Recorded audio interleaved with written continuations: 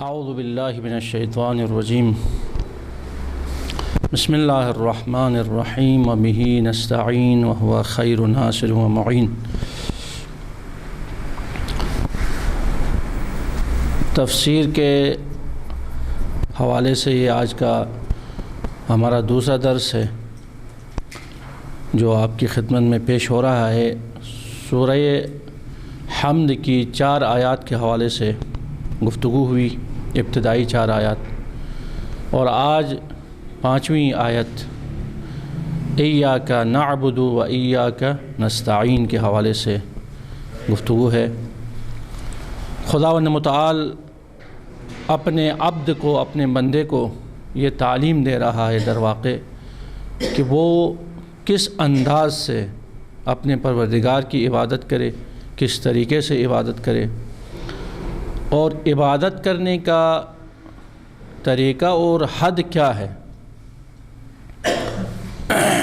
اس حوالے سے اس آیہ مجیدہ میں خداوند متعال نے ایاک نعبد، ہم صرف تیری ہی عبادت کرتے ہیں، جس کا لفظی ترجمہ یہی ہوتا ہے۔ ایاک کو آخر میں آنا چاہیے تھا، نعبد کو شروع میں آنا چاہیے تھا، یہ عربی ادب کے حوالے سے، لیکن خداوند متعال نے مقدم کیا ایاک کو نعبد کے اوپر۔ اب یہ ایک حوزوی بحث ہے، اس میں پڑھنا نہیں چاہتا، چونکہ ہم نے عرض کیا ہے درس عام فہم ہونا چاہیے، سب سمجھ سکیں، بچے، جوان، نوجوان، پیر، گھر میں رہنے والی خواتین سب سمجھ سکیں، اس لیے لمبی چوڑی علمی گفتگو پہ جانا نہیں چاہتا ہوں۔ اجمالی طور پہ یہ عرض کروں گا، جب بھی عربی میں یہ قاعدہ ہے اس چیز کو مقدم کیا جائے جس کا مؤخر کرنے کا حق ہے، وہاں پہ حصر سمجھ میں آتا ہے کہ صرف اور صرف یہ ہے، اس کے علاوہ کچھ نہیں ہے۔ اس حوالے سے اس آیت میں بھی یہی ہے، ایاک نعبد، ایاک کو ہم کہتے ہیں اپنی زبان میں مفعول ہے، فعل و فاعل و مفعول، مفعول کو مقدم کیا خداوند متعال نے، فعل و فاعل کو مؤخر کر کے یہ بتانا چاہا کہ عبادت صرف اور صرف خدا کی ہوتی ہے، اس کے علاوہ کسی اور کی عبادت جائز نہیں ہے، شرک میں آتی ہے۔ علیکم السلام۔ ایاک نعبد، ہم صرف تیری ہی عبادت کرتے ہیں، وَإِيَّاكَ نَسْتَعِينُ، اس میں بھی یہی ہے، استعانت یعنی مدد طلب کرنا، نستعین ہم مدد طلب کرتے ہیں، ایاک صرف تجھ سے۔ اس جملے کے اوپر اور اس فقرے کے اندر بھی خداوند متعال نے ایاک کو مقدم کیا نستعین پہ، اور یہ پیغام دیا استعانت طلب کرنا، مدد مانگنا صرف اور صرف خدا سے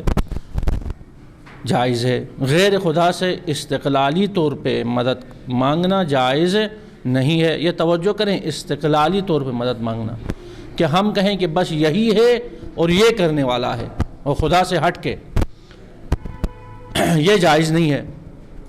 یہ شرک کے زمرے میں آتا ہے۔ عبادت کے اندر بھی، مدد اور استعانت کے اندر بھی صرف اور صرف خدا کو پکارنا جائز ہے استقلالی طور پہ، چونکہ علیکم السلام تمام عبادتوں اور استعانتوں کا مرکز محور خداوند متعال کی ذات ہے، حکیم مطلق ہے، فیض مطلق خدا کی طرف سے صادر ہوتا ہے،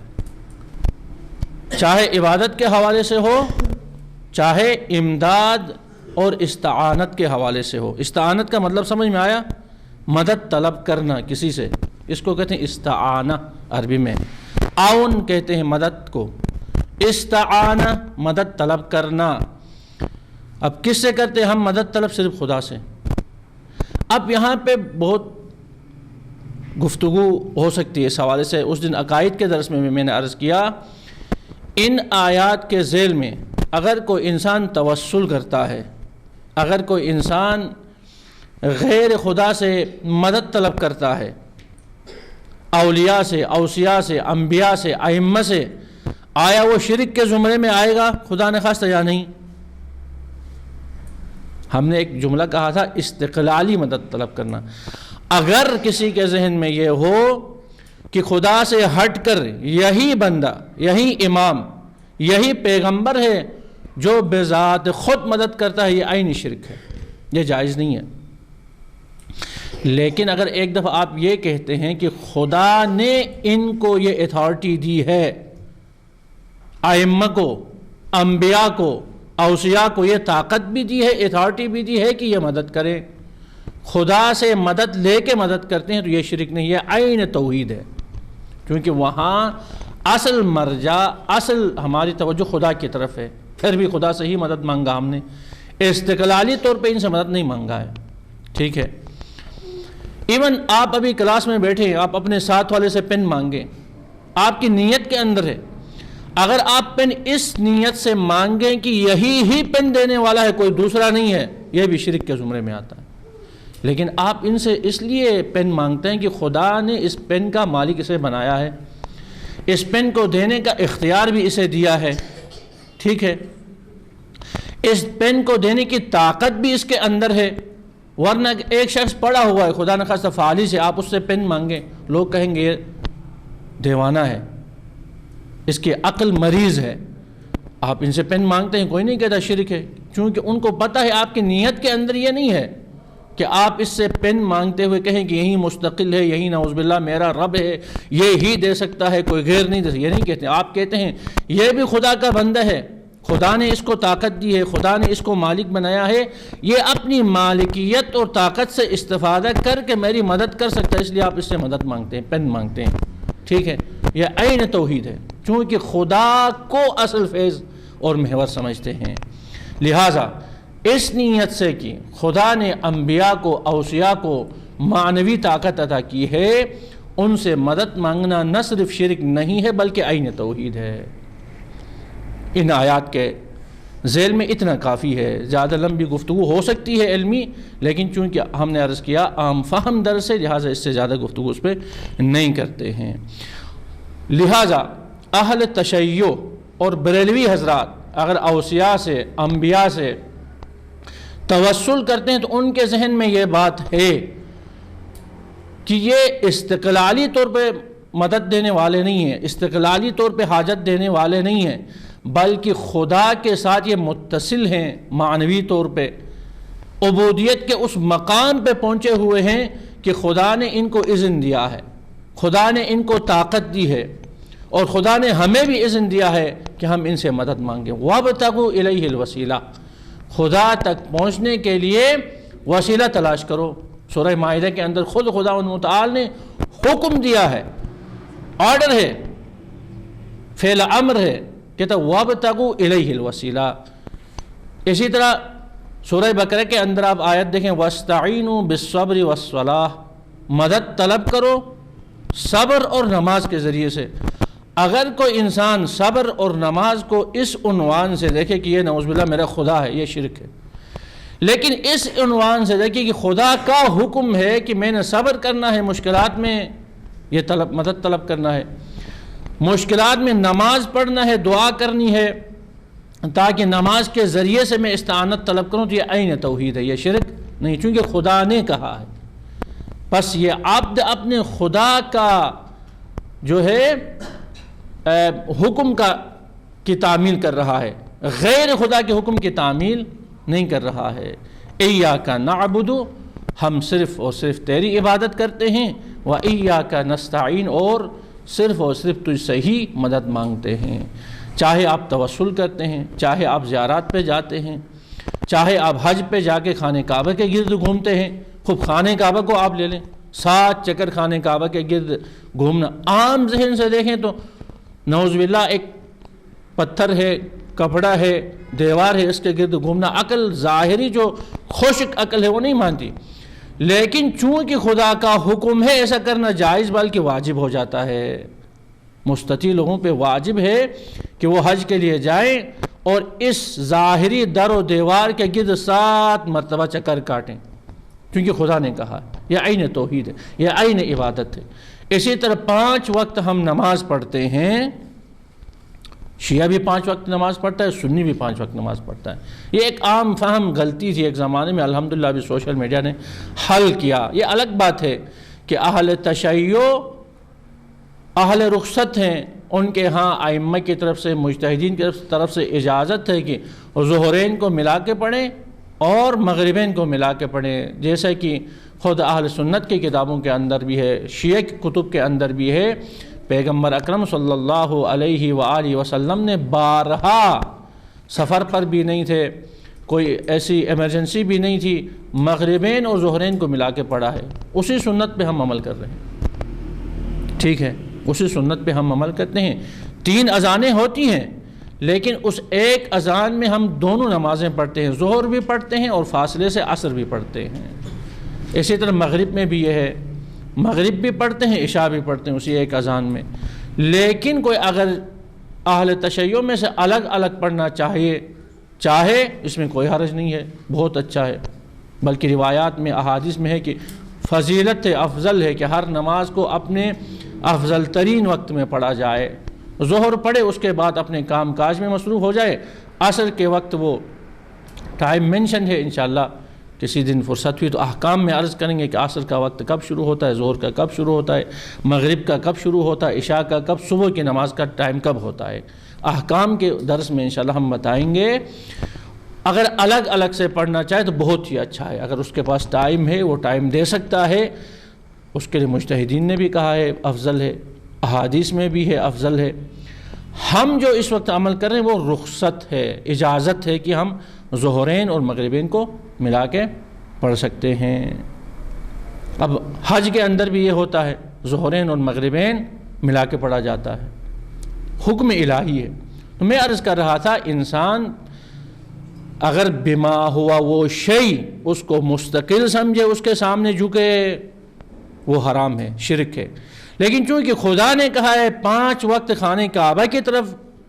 رک کر کے سجدہ کریں تو یہ عین توحید ہے، عین عبادت ہے۔ بلکہ اگر خانہ کعبہ کی طرف رخ نہیں کرے، کوئی نماز پڑھے، اس کی نماز باطل ہے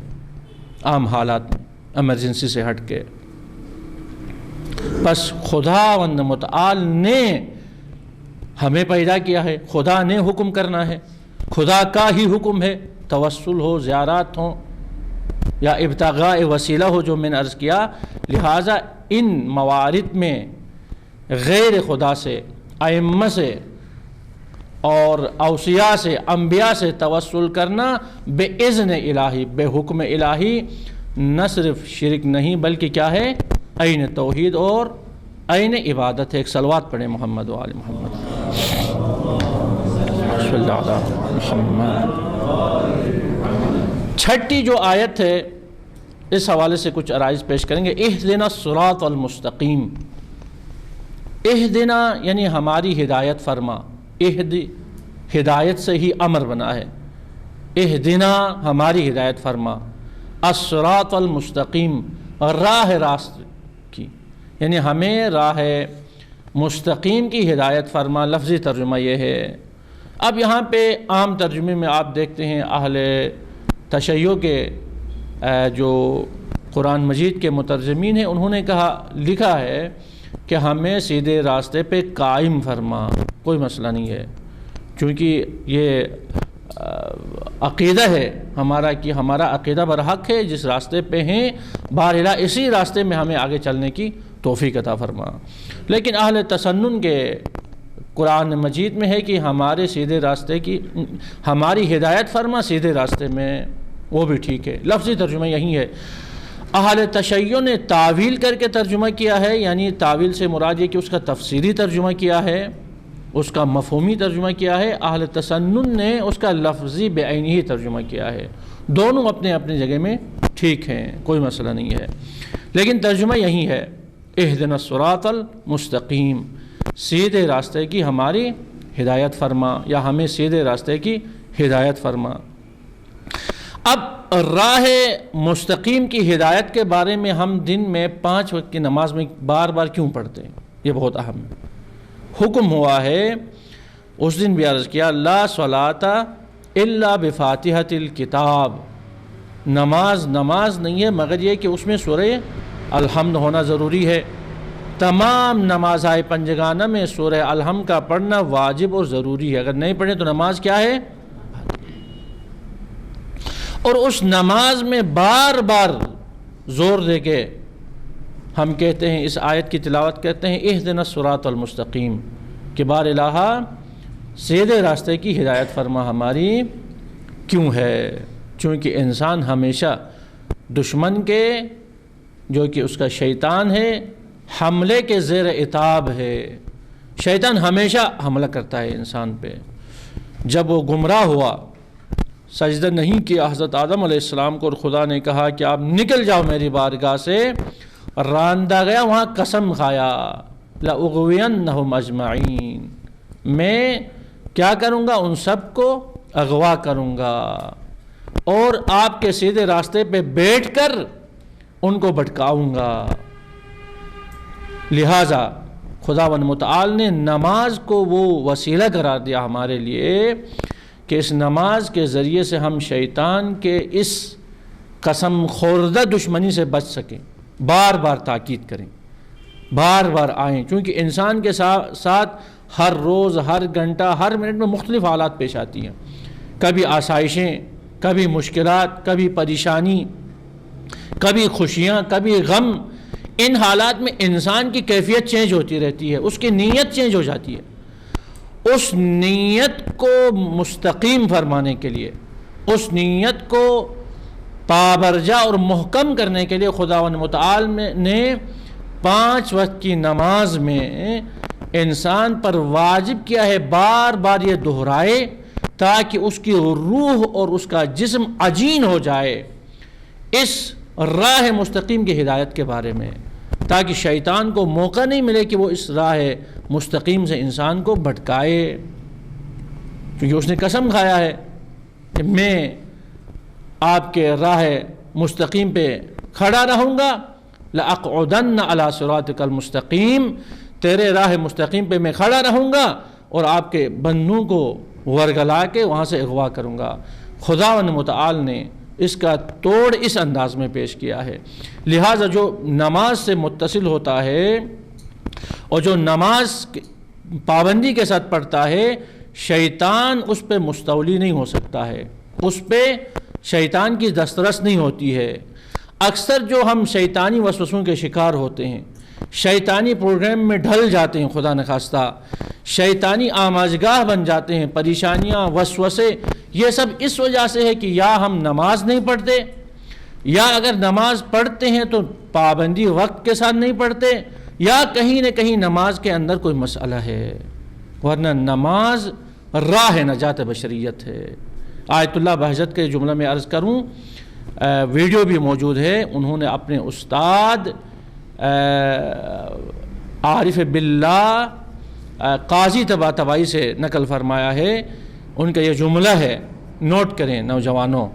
مرد حضرات، خواتین حضرات جو گھروں میں سن رہے ہیں، یہ ذہن نشین کریں۔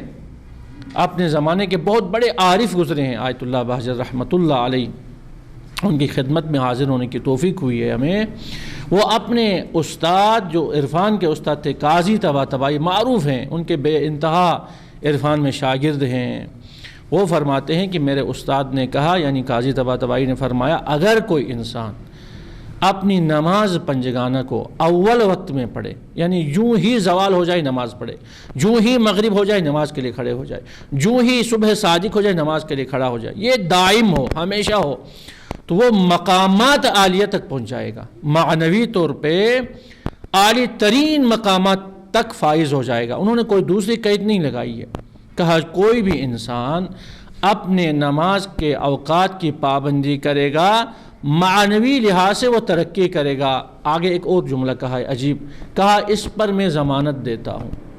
پھر کہا اگر خدا نخواستہ کوئی بندہ 5 وقت کی نماز کی پابندی کرے، ٹائم پہ پڑھے اور مقامات عالیہ تک نہیں پہنچا تو